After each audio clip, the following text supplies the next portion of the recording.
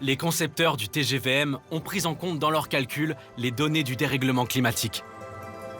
On vient mesurer en fait dans différents endroits de la salle la partie hygrométrie, la partie température, pour voir si aussi on a bien un mouvement d'air attendu, puisque la partie aérolique est très importante. Si il fait très chaud en fond de salle et très froid en début de salle, ça peut pas aller et tout le monde va se plaindre. Donc en fait, on va de moins 25 degrés avec de la neige, du givre, parce que la neige, le givre sont deux éléments qui sont quand même très préjudiciables au niveau chemin de fer. Mais la chaleur aussi, on pousse vraiment à l'extrême attendu. Sachant qu'aujourd'hui, malheureusement, les températures de 40-45 degrés à certains endroits, on arrive assez aisément à les avoir. Que ce soit à Étré ou à Vienne, il ne s'agit là que d'un échauffement pour cet athlète qui doit parcourir l'Europe à 320 km/h. La montée en puissance doit s'effectuer à des vitesses bien supérieures que ce que permettent les sites de La Rochelle ou de Belfort. Et ce n'est pas en France, mais à l'étranger, que le TGVM peut réaliser ses premières sorties à grande vitesse. En République tchèque, très exactement. Sur un site unique en Europe, situé à une quarantaine de kilomètres à l'est de Prague, Velim. Velim est un anneau sur lequel on peut tester le fonctionnement global du train, et ce, jusqu'à la vitesse de 200 km/h. Velim est un élément essentiel pour pouvoir avoir l'autorisation de pouvoir rouler au milieu des autres trains sur notre réseau. Hérité de l'ère communiste, le site comporte deux anneaux, l'un de près de 4 km et l'autre de plus de 13 km. C'est le seul circuit en Europe où l'on peut atteindre les 200 km/h en phase d'essai. Un passage obligé, car à ce stade de développement, le TGVM ne peut pas rouler sur le réseau sans risquer de perturber le trafic commercial. Et la seule solution serait de circuler en dehors des créneaux des TGV actuels. Il faudrait qu'en gros, on prenne une ligne, on la ferme et qu'on roule que la nuit pour essayer de s'assurer de la compatibilité avec le train. Aujourd'hui, on n'aurait pas assez de temps et ça serait un coût très important de pouvoir le faire sur le réseau. Un train d'essai ne ressemble évidemment pas à un train classique. Pas d'équipement de confort, pas de passagers. Les voyageurs sont d'ailleurs remplacés par des poids disséminés tout au long de la rame. Avec des câbles et des moniteurs en pagaille, le TGVM va être scruté sous tous les angles en espérant, et cela va vous étonner, qu'il y ait des problèmes. On ne roule pas à 320 km/h sans s'assurer qu'à 150, 160, 200, ça se passe déjà correctement. Donc on commence très simplement par du 100 km/h pour voir comment globalement le train se comporte. Ensuite, on va passer à l'étape 200 km/h où là, pareil, on va regarder les différents comportements du train d'un point de vue électrique, stabilité et tout ce qui est en fait lié à la sécurité de la circulation. Alors, Velim nous sert à ça aussi, c'est de pouvoir mettre en évidence les gros sujets de complications que l'on pourrait avoir pour pouvoir les résoudre très rapidement et que ça soit pas, je dirais, préjudiciable au moment où le train est en service commercial. Seul, sur son anneau d'essai, le TGVM va rouler pendant 6 mois, parcourir 15 000 km à n'importe quelle heure et par tous les temps. La rame d'essai roule 5 jours sur 7, la nuit, le matin, le jour. Naturellement, à Velim, en hiver, il fait moins 10, moins 15, on a de la neige. Donc ça nous permet aussi de regarder le comportement du train au milieu de la neige. Et pour s'assurer qu'en fait le train freine bien dans toutes les situations, on vient mettre du savon noir sur la voie. Et on vient freiner sur ce savon noir qui reproduit effectivement les problèmes de feuilles que l'on rencontre à l'automne. Dès le deuxième jour à Velim, la rame d'essai a pu rouler à 200 km/h pendant 350 km. 200. Un cap jamais atteint aussi rapidement par les générations précédentes de TGV. Après avoir validé tous les objectifs fixés pendant ces 6 mois d'essai, place à une autre étape capitale pour le TGVM, les 320 km/h sur le réseau ferré français.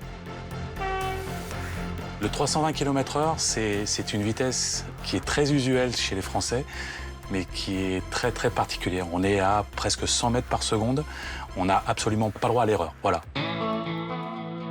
Avant l'objectif capital des 320 km/h, le TGVM a fait ses premiers pas en France, sur un tronçon fermé à la circulation. Un baptême plein d'émotions. Clairement, après des mois de préparation, les premiers tours de roue sur réseau ferré national, ouais, c'est des poils qui se restent sur les bras parce que c'est quelque chose d'assez incroyable.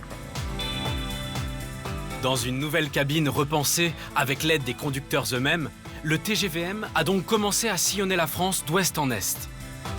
Étrangement, face aux voies qui défilent, la sensation de vitesse y est moins impressionnante que dans les TGV précédents. Je ne vais pas dire que c'est aseptisé, loin de là. On a des bruits qu'on reconnaît.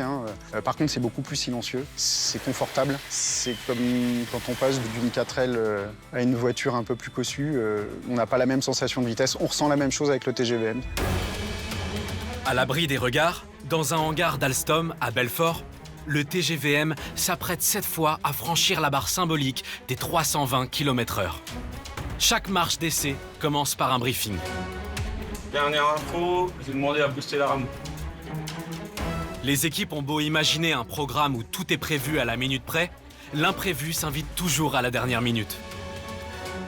Et les jours précédents ont réservé leur lot de surprises sur le site choisi pour ces essais capitaux, le tronçon de ligne à grande vitesse Rhin-Rhône entre Belfort et Besançon. On peut avoir tout un tas d'imprévus en fait. Une chaîne de mesure qui tombe en panne, qui nous bloque en pleine voie, les essuie-glaces qui tombent en panne et on se retrouve avec une pluie diluvienne, un camion qui prend feu sous le poste de soulèvement la veille qui nous empêche de circuler à la vitesse qu'on voulait. Les essais, c'est ça, c'est faire face à une foultitude d'anomalies en permanence. La capacité d'improvisation est d'autant plus importante que les essais se déroulent en plein trafic commercial. Pendant que des voyageurs empruntent la même ligne quelques minutes avant ou après le TGVM. L'enjeu est important, certes, pour les essais, mais on s'inscrit dans des circulations commerciales. Et quand on commence à avoir des petits soucis, ça peut être pénalisant déjà pour le trafic, mais aussi pour nous. Donc ça fait monter un peu la pression des équipes. Et dès qu'il y a une anomalie, il faut tout de suite percuter et aller vers le bon interlocuteur et mettre les bonnes actions derrière. Ce jour-là, après avoir cherché l'origine d'une nouvelle panne et après l'avoir réparée en un temps record, l'équipe d'essai a enfin pu lancer la rame à pleine vitesse. Pour atteindre et même dépasser cet objectif capital, le 320 km/h. Le 320, c'est quelque chose de déterminant dans ce projet, c'est la vitesse de circulation nominale. Il y a des grosses attentes derrière puisque ça va conditionner la réalisation de tous les essais de validation pour obtenir l'autorisation de mise sur le marché. Bien que déterminant, le 320 km/h reste malgré tout une étape. Car la montée en puissance doit aller bien au-delà de cette vitesse nominale. Il y a certains essais qui nous demandent d'aller à 320 plus 10%. Donc ce train va rouler à plus de 350 km/h pour pouvoir s'assurer que la part de marge que l'on a sur ce train en service commercial est suffisante pour pouvoir emmener des gens en toute sécurité. Le nouveau TGV est capable techniquement de dépasser les 350 km/h. Mais c'est davantage un argument pour l'export, car en France et sur les territoires transfrontaliers, sa vitesse de pointe sera limitée à 320 km/h. On pourrait imaginer rouler à 350, 360, mais on va gagner que quelques minutes. Et par contre, le surcoût que l'on va engendrer sur l'usure de l'infrastructure, sur l'usure du matériel, va déstabiliser le modèle économique. En Europe, c'est une tendance globale de pas forcément chercher à aller plus vite, mais par contre, travailler sur l'impact énergie et l'impact carbone de nos trains à grande vitesse. Dans le contexte de crise climatique et de crise énergétique actuelle, le TGVM a donc une belle carte à jouer à l'international. Et pour séduire un peu plus, il possède un autre argument économique de poids, la réduction drastique des coûts de maintenance, notamment grâce à la maintenance prédictive. L'objectif, c'est d'anticiper. On parle de maintenance prédictive et c'est vraiment une innovation majeure par rapport à nos anciens TGV. Le premier centre de maintenance de la SNCF à s'être adapté à cette rupture se situe en région parisienne. C'est le Technicentre Sud-Est européen. Le Technicentre, en fait, c'est le lieu où nous entretenons les TGV sur des opérations de maintenance assez courtes, c'est-à-dire de quelques heures jusqu'à une semaine. Donc pour TGV, nous avons 4 technicentres sur Paris. Le Technicentre Sud-Est européen dans lequel nous sommes, c'est un peu le pionnier. Il était déjà en 81 le premier technicentre dans lequel nous avons entretenu le TGV. Et donc quelque part, l'histoire se répète parce que c'est à nouveau le premier technicentre qui va accueillir ce nouveau matériel TGVM. Un atelier encore en cours de transformation accueille pour la première fois l'une des rames d'essai du TGVM. Le chantier de rénovation du Technicentre doit durer 5 ans et coûte la bagatelle de 280 millions d'euros. Il n'y avait pas eu d'investissement depuis 40 ans, donc on avait aussi besoin d'investir pour le rénover et pour l'adapter à l'ergonomie, au mode de travail d'aujourd'hui. Mais bien sûr, il y a aussi des adaptations spécifiques pour le TGVM. Des adaptations rendues nécessaires par les changements dans l'architecture du train, comme l'ajout d'un greffon ou encore le changement d'emplacement du transformateur. Au niveau de la toiture, on a aujourd'hui une passerelle avec une hauteur de 4 mètres au lieu de 3,50 m pour dégager les baies vitrées. Donc sur le TGVM, les baies vitrées se déposent par l'extérieur, ce qui est plus pratique que par l'intérieur.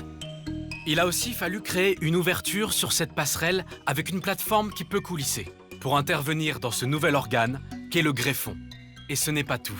Les transformateurs vont aujourd'hui être déposés par le bas et plus par le haut. Et donc, nous allons créer un vérin qui est habituellement utilisé pour déposer aussi tous les essieux d'un TGV. Sur l'axe TGV le plus fréquenté, en dehors du technicentre sud-est européen, le technicentre de Lyon-Gerland et les stations de maintenance de Marseille et Nice seront aussi concernés par ces premiers travaux de transformation. À terme, tous les technicentres rattachés à une gare parisienne seront transformés. Mais la SNCF espère que le TGVM y passera beaucoup moins de temps que le TGV duplex.